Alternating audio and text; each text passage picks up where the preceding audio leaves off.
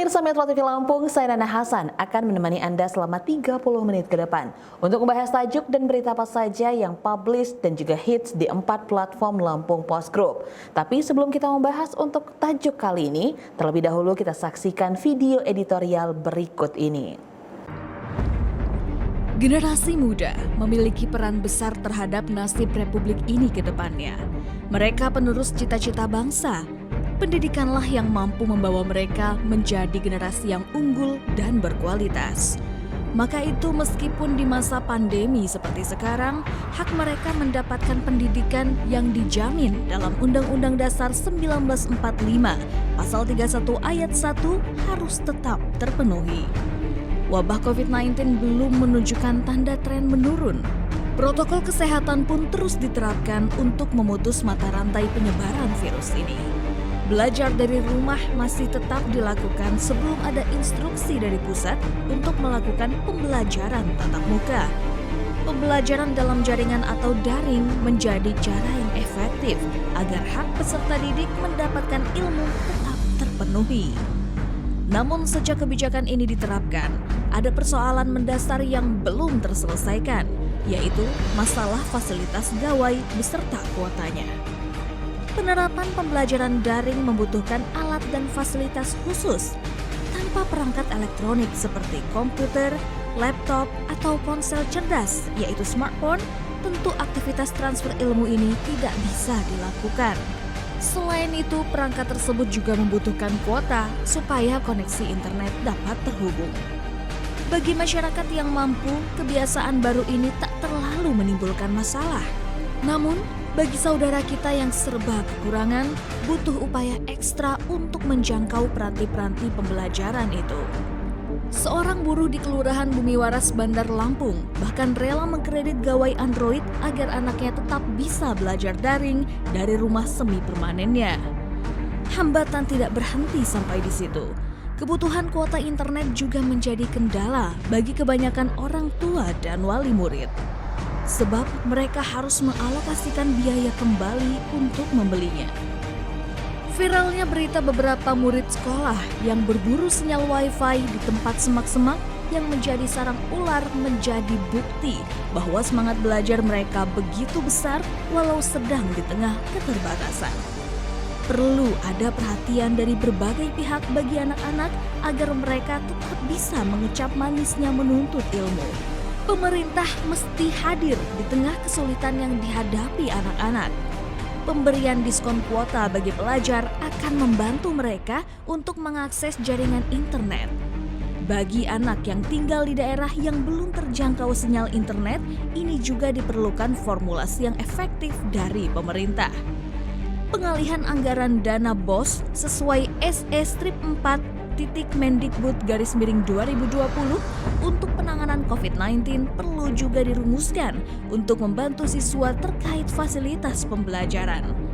Bukan hanya pemerintah, perusahaan jasa telekomunikasi juga diharapkan lebih peduli pada kendala ini. Hak pendidikan anak tidak bisa ditunda dan mesti dilakukan di tengah tatanan normal baru. Pemberian bantuan kuota gratis hasil kerjasama pemerintah dan perusahaan tentu akan menjadi jalan bagi siswa-siswa itu untuk menggapai masa depan mereka.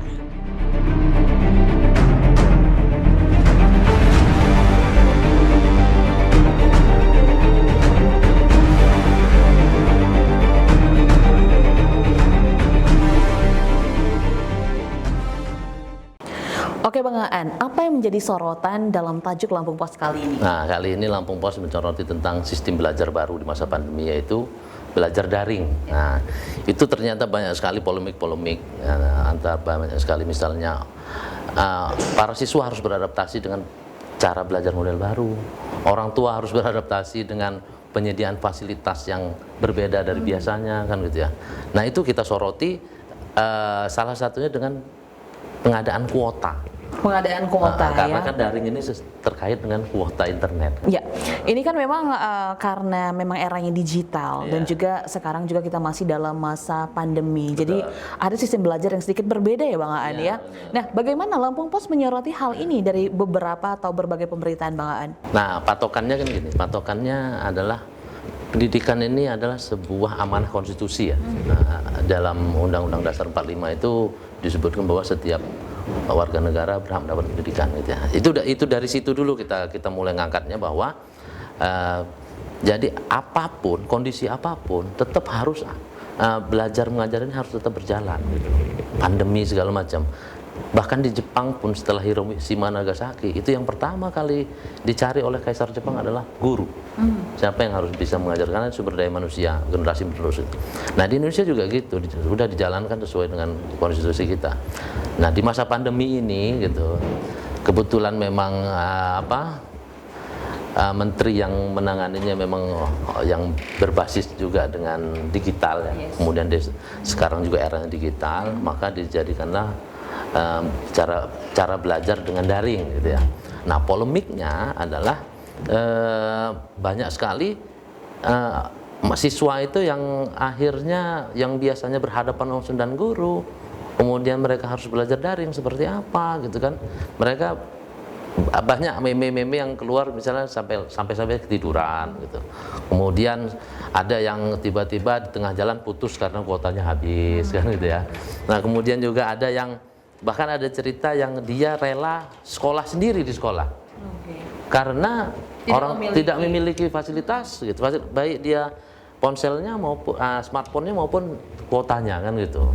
Itu kan sangat miris gitu. Yes. Jadi memang hal ini banyak sekali dong kendala-kendalanya ya Bang An ya. Sebelum kita masuk ke membahas kendala termasuk juga kuota yang dibutuhkan ya Bang An ya. Sebenarnya dalam hal ini apakah ada temuan di pemberitaan ya? Maksudnya untuk para siswa ini apakah ada mereka yang merasa terganggu atau tidak nyaman, bahkan belajar mengajarnya mereka ngerasa wah gimana nih seperti apa Bang An? Di awal-awal itu memang seperti itu. Itulah makanya memang adaptasi itu ya, harus adaptasinya jangka panjang. Untuk misalnya untuk anak-anak SMA yang memang sudah mendekati dewasa ya, mereka sudah cepat beradaptasi gitu ya. Tapi terutama untuk anak-anak sekolah dasar. Sekolah dasar ini kan mereka hanya mendapatkan tugas gitu dari gurunya melalui grup gitu kan. Itu mereka harus mengerjakan sendiri tanpa bimbingan. Ini peran orang tua juga diperlukan. Nah ini lagi-lagi ada orang tua yang sedikit mengeluh tentang hal ini gitu. Pastinya sedikit, ya mungkin nggak sedikit ya Bang An ya. Ada tambahan walaupun memang itu kewajiban dia, cuman biasanya tidak kan gitu. Biasanya tidak. Ini tiba-tiba karena kondisi kayak gini dia harus turun langsung untuk ini gitu. Bahkan dia bagian besarnya dia yang untuk mendampingi anaknya, bukan guru kan gitu. Kalau dulu guru dari misalnya 6 jam dari jam 8 sampai jam 1 atau jam 2 gitu kan. Ini dari jam 8 sampai jam 7 malam itu ya orang tuanya aja gitu. Orang tuanya selalu yang mengajarkan gitu ya, belum lagi dengan fasilitas-fasilitas lainnya. Iya, menyiapkan fasilitas lain kan gitu Oke, ya. Bang An tahan dulu, nanti kita lanjut lagi untuk membahas hal ini. Pemirsa Metro TV Lampung, jangan kemana-mana, saat lagi kami akan kembali. Tetaplah bersama kami.